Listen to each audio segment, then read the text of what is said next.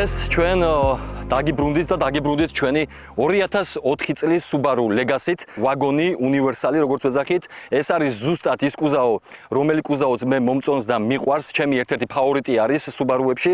წინა ვლოგში ჩვენ კარგად გახსოვთ, რომ მქონდა გადაღებული Subaru Levorgi, რომელიც მე შევაფასე, აი 10 მისი ბიუჯეტიდან გამომდინარე 10 ქულიდან 10 ქულით. იქ იყო სამწუხარო ძალიან ბევრი ცუდი კომენტარი.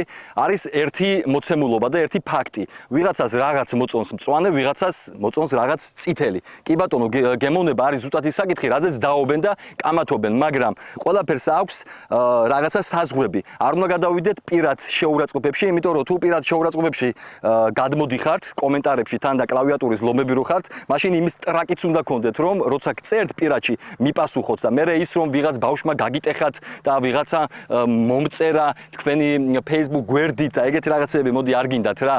შეიძლება რაღაც არ მოგწონდეთ თქვენ შემეწინააღმდეგოთ კიდევაც, მე ვამბობ რაღაცაზე კარგია, თქვენ გქონდეთ აბსოლუტურად სხვა დამოკიდებულება, კი ბატონო, რაზეა საუბარი, მაგრამ მე ყველაფერი უნდა იყოს კორექტულად. თუ არა და მაშინ გქონდეს იმის ტრაკი, რომ წერ რაღაცა ცუდს შედედა მაშინ გამეცი პასუხი, ხო? ეხლა რაც შეეხება მანქანას თვითონ.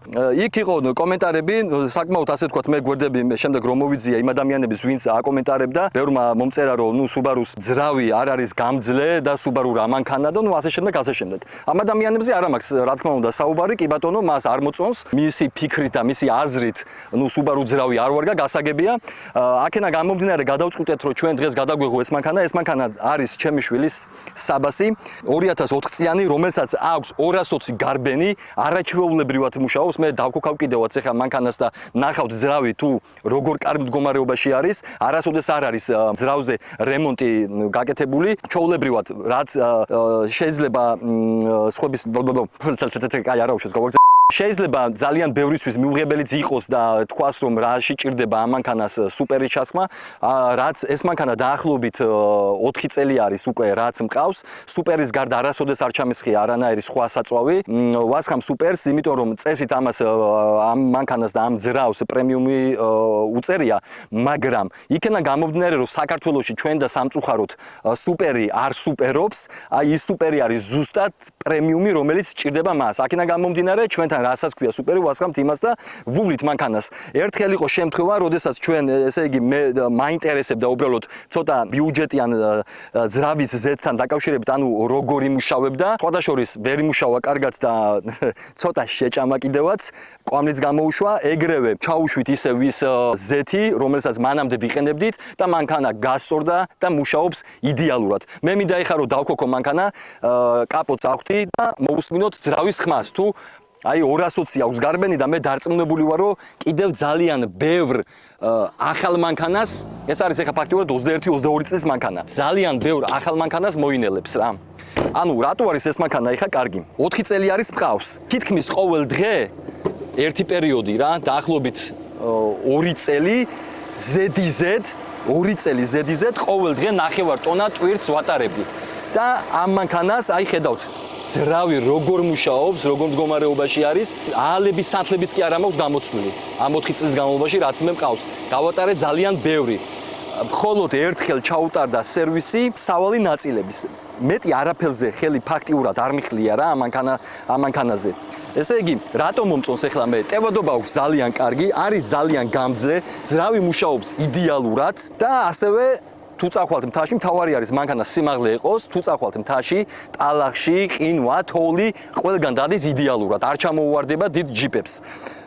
მისი ეს ბლოკირებული სისტემა იმდენად კარგი არის, რომ სოფლიოში ერთ-ერთი წამყვანი, ასე ვთქვათ, ფიგურა არის ეს მანქანა რა, Subaru. 1970 წლიდან, ასე ვთქვათ, თავიდან ეს მანქანები იყო წინაწამყვანი თვლებით, მაგრამ მოთხოვნილება ბაზარზე და ამერიკიდან იმდენად დიდი იყო და თან უკვე მომხმარებელიდან რო ყოფილიყო 4.4-ზე დაიწყეს ეს 4.4-ის წარმოება, რომელმაც მართლა ძალიან გაამართლა და დაახლოებით დღეში 700-800 კონკრეტულად აი ეს მოდელი იწარმოებოდა და ამერიკისთვის იწარმოებოდა და გადიოდა ამერიკაში და ამერიკელებს ეგ მოდელი ძალიან მაგრად უყვართ და მოწონთ. ძირითადად გავრცელებული ამერიკაში არის Outback-ი. ანუ თითქმის Outback-იც არის იგივე ამ წლოვანების, უბრალოდ დაკიდების სისტემა არის მისი უფრო მაღალი. კონკრეტულად ამ მანქანის ძრავი არის 2-0, უბრალო ძრავი.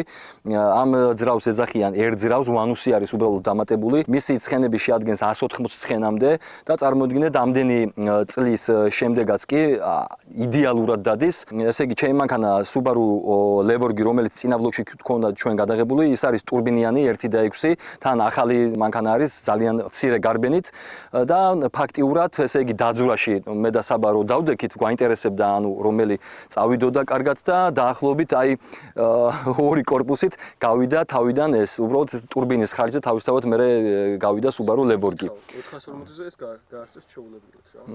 ხო, არა, ნუ ძალიან კარგად დადის. კი, ამ 2-0-დან გამომდინარე და ამ კუზაოდან გამომდინარე, ამ ცხენებში, მოკლედ, საკმაოდ ნორმალურად და კარგად დადის, თორე ეხა, ნუ ჩვენთვის უკვე დღეს ისი არის დღეს იმ დონეზე არის ავტოინდუსტრია, რომ ფაქტიურად 500 ცხენიც კი არაბეზ არ ნიშნავს. ამიტომ ეხა რო ვილსაუბროთ ჩვენ ამის 180 ცხენზე, რა თქმა უნდა, ეგ სასაცილო არის. უბრალოდ მე მისი ძრავიდან გამომდინარე ვამბობ და ამ კუზაოდან გამომდინარე, საკმაოდ კარგად დადის რა. ერთი სიტყვით, მშვენიერი მანქანა არის, არაჩვეულებრივი და ამ მანქანის პლუსები მე თქვენ გითხარით, არის ძრავი ძალიან გამძლე, ეგ არის ფაქტი, 220 აქვს გარბენი და ძალიან ბევრი ტვირთი აქვს ნათრევი პირდაპირ მნიშვნელობით და მისი სავალი ნაწილებიც ერთხელ გამოცვალი, ალების სანთლებიც მე არ გამომიცვლია, პრინციპში ხო 4 წელია მყავს არ გამომიცვლია. რავი, რა გითხრათ, აი ყველაფერი იდეალურად მუშაობს ამ მანქანაზე რა. ასევე რო გითხრათ სიმართლე, საბამ დაახლოებით 2 დღის წინ გამოუცვალა ამ მანქანას ანტიფრიზი, ეს 4 წელი ისე ვიარე რომ მაპატია Subaru-ს მოყვარულებო და მაპატიოს ამ მანქანა 4 წელი ისე ვიარე რომ არც კი გამომიცვლია ანტიფრიზი და აი არაფერი არ მოსვლია მანქანა იდეალურად არის რა. აი ყავდა ეს ორი თვე. ყოჩახ. მოკლედ, ერთი სიტყვით, რისით გამიდა მეგობრებო. მე ამ მანქანაში 4 წლის წინ გადავიხადე $3,000. ამ ბიუჯეტში ამ მანქანას 10-დან 10 ქულას რატო არ დაუწერთ? აი უბრალოდ მითხარით რა. ძალიან კარგი მანქანა არის. გაჩვენებ ციარულშიდაც ასევე თავისთავად ტრასაზეც როგორ დადის, საკმაოდ რბილი არის ასევე. ერთი მნიშვნელოვანი დეტალი დამავიწყდა, რაც ამ მანქანის ძალიან დიდი პლუსი არის სხვათა შორის. აი, ეხლა მე თქვენ გაჩვენებთ, თუ რამდენად დიდი ფართი აქვს ამ მანქანას და ეს არის ამ მანქანის ძალიან დიდი პლუსი.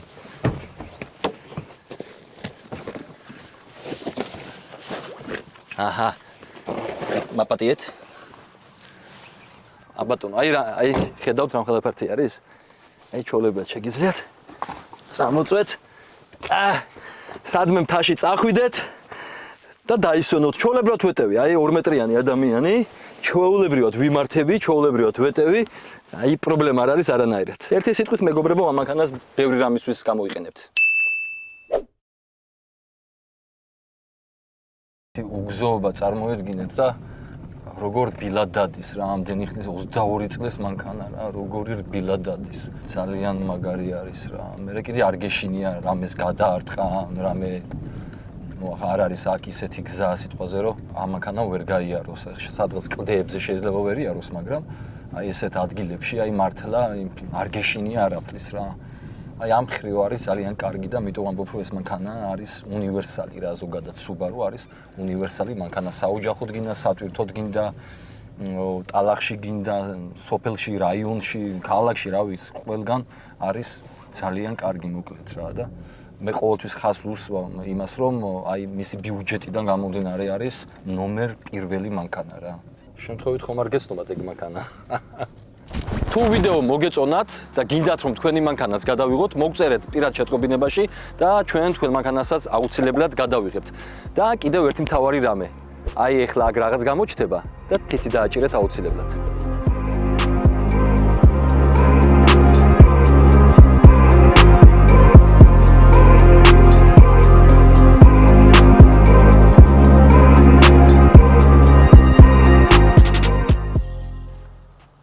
ორჩა? კარგი ეხა რა. საბა, მომისმენ. ნუ მე кайფები ბიჭო. ერთი ძალიან მაგარი კადრი ისა მაქვს, იდეა მაქვს რა. ხო. გესმის ხო? ხო. ანუ კაი ბიჭო გაწია იქეთ ავტოინდუსტრია, ინდუსტრია. დღეს ისე არის